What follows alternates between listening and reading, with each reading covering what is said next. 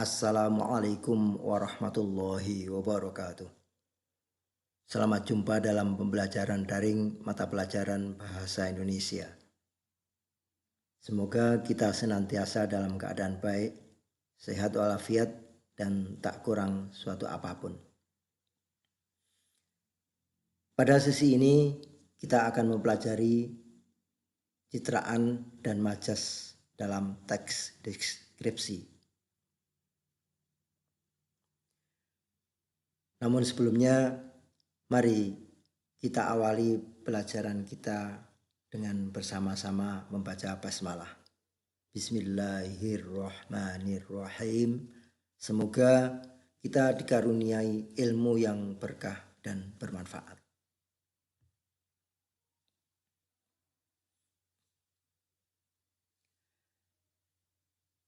Kita telah mempelajari bahwa ciri penggunaan bahasa teks deskripsi adalah menggunakan kata-kata khusus, menggunakan kalimat rincian, menggunakan sinonim dengan emosi kuat, menggunakan kata yang mengandung citraan, dan menggunakan majas.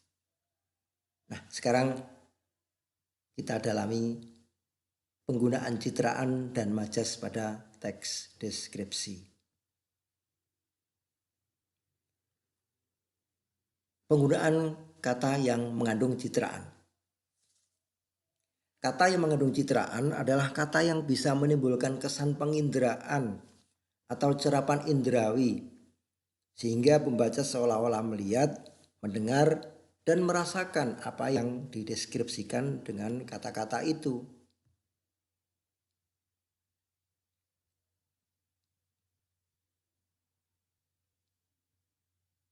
Ada bermacam-macam citraan.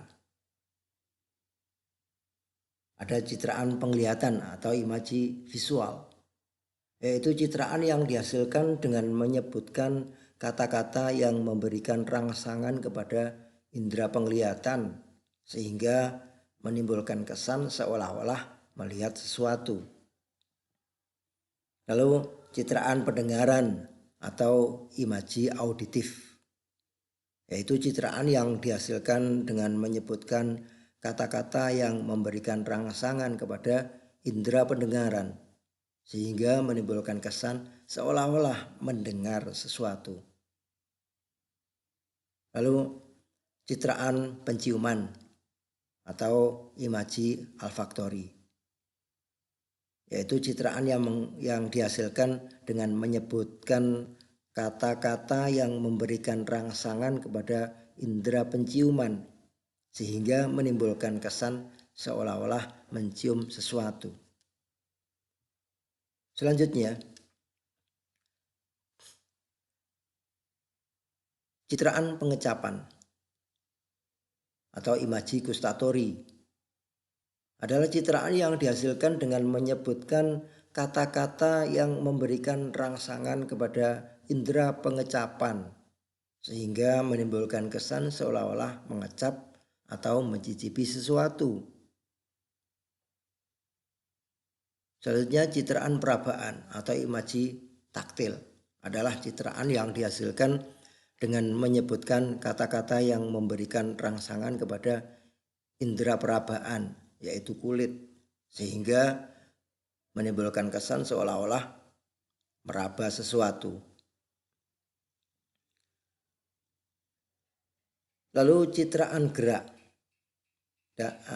atau imaji kinetik atau kinestetik, yaitu citraan yang dihasilkan dengan menyebutkan kata-kata yang memberikan gambaran sesuatu yang diam seolah-olah bergerak, serta citraan perasaan atau asosiasi pikiran, yaitu citraan yang dihasilkan dengan menyebutkan kata-kata yang memberikan gambaran suasana hati atau perasaan. Berikut adalah contoh kata yang mengandung citraan. Yang pertama, citraan penglihatan. Di sini dicontohkan kata gunung, tinggi, laut, luas, rembulan, hitam, kemilau, keemasan. Ini adalah kata-kata yang memberikan kesan kepada pembaca seolah-olah melihat gunung yang tinggi, melihat laut, melihat rembulan, dan seterusnya. Kemudian citraan pendengaran. Di sini dicontohkan kata denting, gemericik, sunyi, dan gelegar yang memberikan kesan seolah-olah pembaca mendengar denting, mendengar gemericik, mendengar kesunyian, dan mendengar gelegar. Berikutnya citraan penciuman. Dicontohkan kata harum, busuk, dan bau. Kata harum, busuk, dan bau memberikan kesan kepada pembaca seolah-olah mencium harumnya nama, mencium busuknya akal, mencium baunya tanah. Kemudian kata yang mengandung citraan pengecapan. Di sini dicontohkan kata pahit dan manis yang memberikan kesan kepada pembaca seolah-olah mengecap atau mencicipi rasa pahit, mencicipi rasa manis pada senyum, merasakan mengecap rasa pahitnya pengalaman, mengecap rasa manisnya senyuman. Berikutnya citraan perabaan. Dicontohkan kata lembut, hangat, dan tersayat yang memberikan gambaran seolah-olah pembaca menyentuh atau meraba sesuatu yang lembut, sesuatu yang hangat, atau merasakan kulitnya tersayat sembilu. Selanjutnya citraan gerak. Di sini dicontohkan kata berlari, menerjang, dan membasuh yang memberikan gambaran kepada pembaca seolah-olah ada sesuatu yang diam itu bergerak. Dan citraan perasaan di sini dicontohkan kata sedih, gembira, dan galau. Berikutnya penggunaan majas.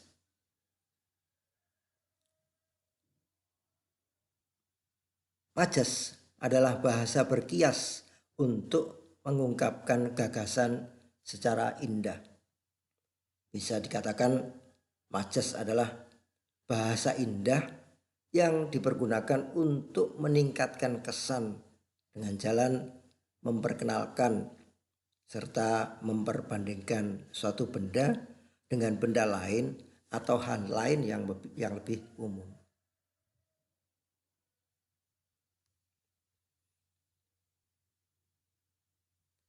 Ada banyak jenis majas dan yang digunakan dalam teks deskripsi adalah asosiasi, metafora, personifikasi, hiperbola, dan sinekdok.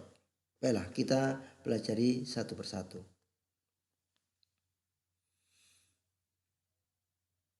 Majas asosiasi adalah perbandingan tidak langsung dua hal yang pada hakikatnya berkaitan dan dianggap sama. Perbandingan dalam majas asosiasi ini dinyatakan secara langsung, dinyatakan secara eksplisit dengan penggunaan kata penghubung seperti bak, bagai, ibarat, penaka, sepantun, laksana, dan umpama.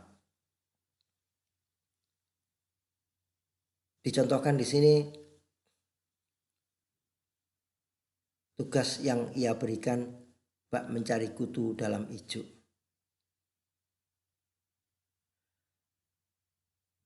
mencari kutu dalam ijuk itu merupakan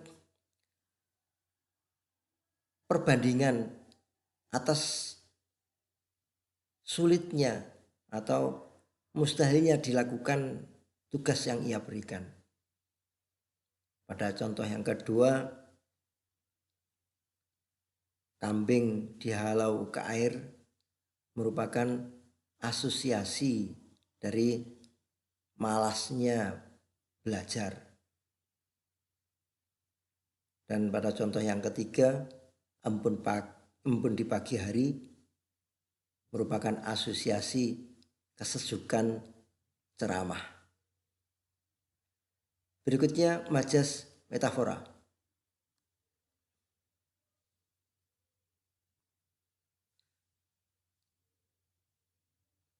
Kalau dalam majas asosiasi tadi perbandingan dinyatakan secara eksplisit dengan penggunaan kata penghubung.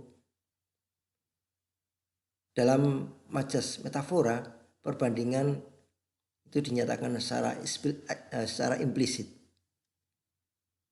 Jadi tanpa kata pembanding di antara dua hal yang diperbandingkan. Dengan kata lain, metafora itu majas yang berupa kiasan persamaan antara benda yang diganti namanya dengan benda yang menggantinya. Nah, kata lintah darat itu kata yang mengganti orang yang memberikan hutang dengan bunga yang tinggi.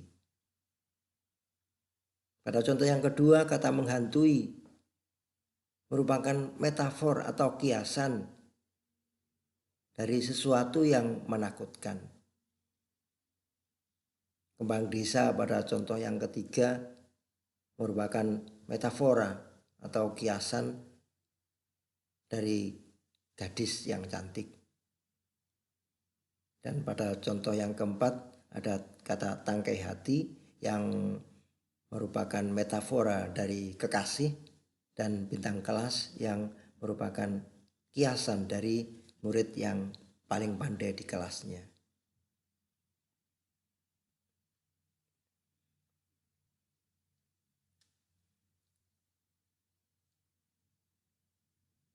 Yang kedua, majas personifikasi, yaitu majas perbandingan yang menuliskan benda-benda mati menjadi seolah-olah hidup dan dapat berbuat atau bergerak. Peluru dipersonifikasikan sehingga seolah-olah bisa berbuat mengoyak-ngoyak dada musuh. Banjir besar, benda mati yang dipersonifikasikan menjadi seolah-olah hidup, bisa berbuat yaitu menelan seluruh harta penduduk. Matahari pada contoh yang ketiga dipersonifikasikan sehingga menjadi seolah-olah hidup, bisa berbuat merangkak ke atas bukit.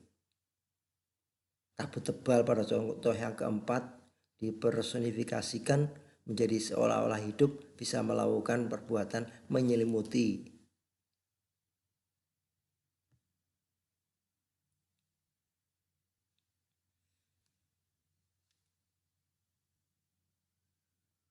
Yang keempat, majas hiperbola. Hiperbola adalah majas yang menyatakan sesuatu dengan berlebih-lebihan. Nah, pada contoh yang pertama terdapat kata meletus dan menganak sungai. Meletus biasa digunakan untuk gunung. Nah, dalam kalimat ini digunakan untuk bisul. Kemudian menganak sungai itu untuk menyatakan amat banyaknya ingus sehingga menjadi anak sungai atau kali. Dan ini merupakan pernyataan yang berlebihan, yang tidak sesuai dengan sewajarnya. Kemudian pada contoh yang kedua, kata diabetes ini merupakan pernyataan yang berlebihan, menggetarkan angkasa,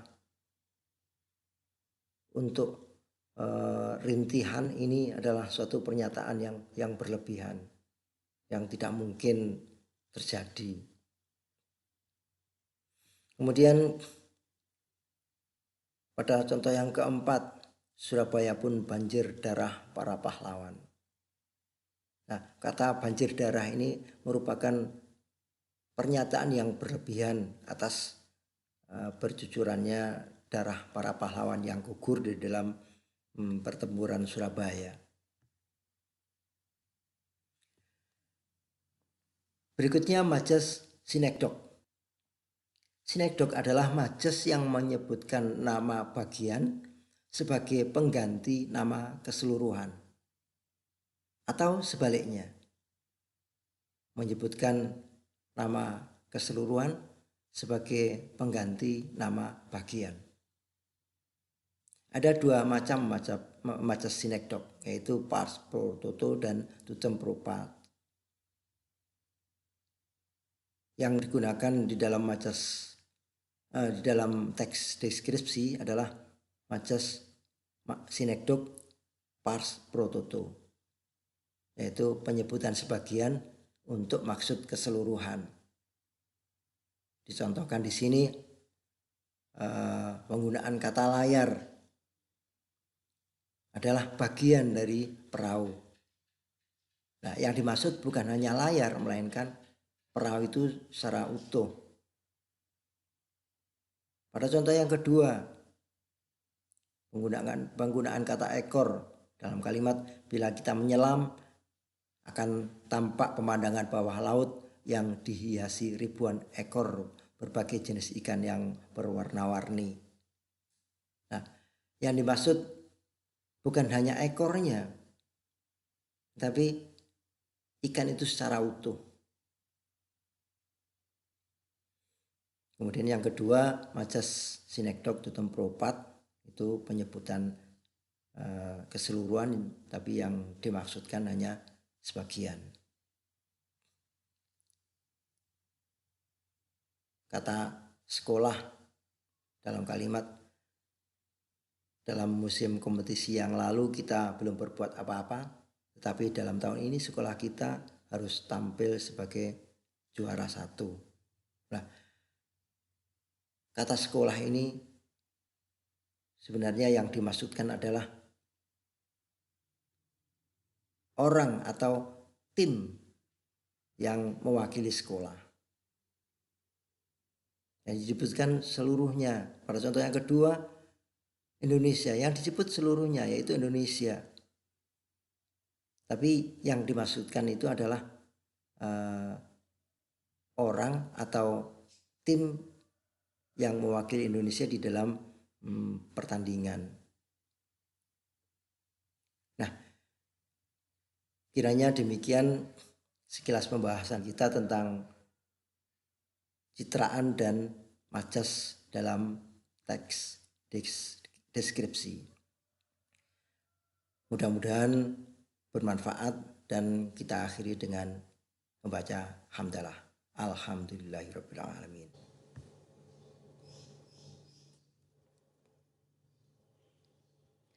Akhirnya saya ucapkan terima kasih dan selamat belajar.